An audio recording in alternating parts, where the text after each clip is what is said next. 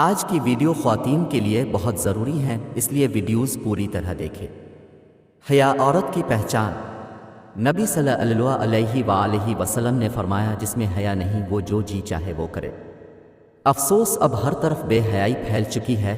حیا کا مفہوم لوگ بھول چکے ہیں۔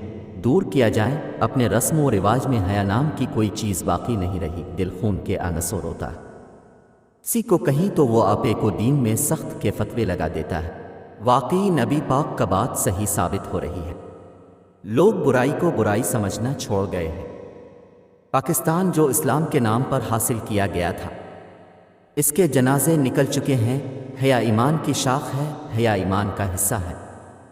ہم نے ایمان بیچ دیے ہیں مغربی تہذیب کے ہاتھوں اور فخر محسوس کرتے ہیں ان کی تہذیب اپنا کر۔ باپ بیٹوں کے غیرت کے جنازے نکل چکے ہیں۔ اللہ اب ہم سب کو ہدایت دے۔ بیٹیوں کے دوپٹے جو شرم و حق کا نشان تھے، ختم ہو چکے ہیں۔ انکھوں میں حیا ختم ہو گئی ہے۔ اگر کسی بات کی جائے تو کہیں گے کہ انکھوں میں حیا ہونی چاہیے، جبکہ اسلام میں جب پردے کا حکم آیا تو دنیا کی سب سے زیادہ حیادار خواتین نے سب سے زیادہ حیادار مردوں سے پردہ کیا۔ تو اللہ کرے وہ وقت جلدی کہ ہماری بیٹیاں حیا کی چادر میں آئیں۔ قرآن وسنت کو اپنا نصب العین بنانے سے ہی ہم انشاءاللہ دنیا و آخرت میں کامیاب ہو سکتے ہیں۔